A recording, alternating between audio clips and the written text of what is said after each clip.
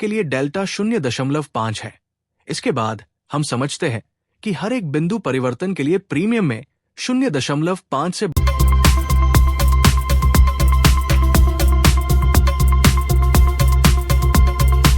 इस वीडियो में आइए एक ऑप्शन के गामा को समझते हैं। मैं आपको सुझाव दूंगा कि आप गामा के बारे में जानने के लिए कुछ मिनट बिताएं, क्योंकि ये एक बहुत ही दिलचस्प ऑप्शन ग्रीक है।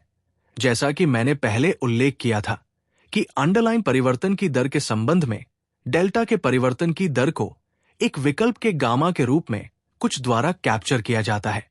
गामा आमतौर पर अंडरलाइन में प्रति बिंदु परिवर्तन प्राप्त या खो गए डेल्टा के संदर्भ में व्यक्त किया जाता है। गामा आमतौर पर एक बहुत छोटी संख्या होती है। यह सहज होना चाहिए। जब अंडरलाइन बढ़ता है तो डेल्टा गामा की मात्रा से बढ़ता है, और जब अंडरलाइन गिरता है तो गामा की मात्रा से गिरता है।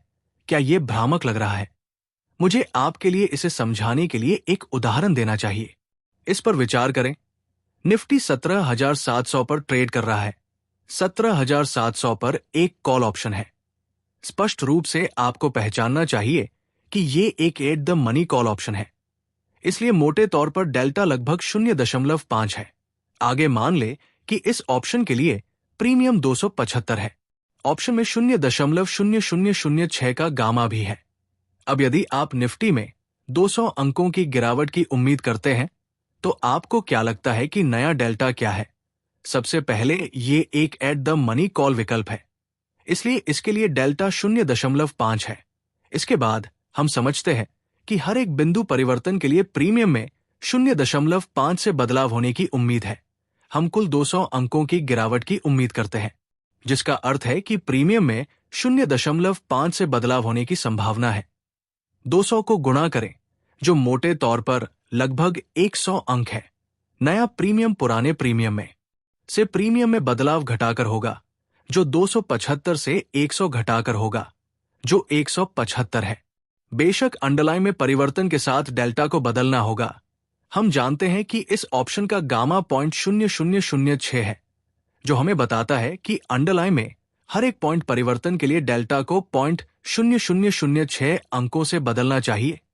अंडरलाइन में कुल परिवर्तन 200 अंक है, इसलिए 200 गुना 0.0006, जो कि 0.12 है। इसलिए नया डेल्टा पुराने डेटा माइनस डेल्टा में परिवर्तन है, जो कि 0.5 माइनस 0.12 के अलावा कुछ नहीं है, जो 0.38 है। अब इसके बारे में सोचें। यह बिल्कुल समझ में आता है। शुरू में हमारा ऑप्शन एट द मनी पर था, जब निफ्टी 17,700 पर कारोबार कर रहा था। हमने उम्मीद की थी कि निफ्टी 200 अंकों तक गिर जाएगा, जो 17,500 है। इस गिरावट के साथ 17,700 विकल्प अब एट द मनी पर नहीं है, ये आउट ऑफ द मनी हो जाता है। मैं 3 और चीजों पर बात करना चाहूंगा जिन्हें आपको गामा के बारे में समझना चाहिए। ध्यान देने वाली पहली बात यह है कि एक ऑप्शन का गामा हमेशा एट द मनी विकल्प के लिए उच्चतम होता है, इसलिए डेल्टा के परिवर्तन की दर हमेशा एट द मनी ऑप्शन के लिए उच्च होती है। इसके विपरीत आउट ऑफ द मनी और इन द मनी ऑप्शन के लिए गामा कम होता है। इस वीडियो से मुख्य बातें हैं।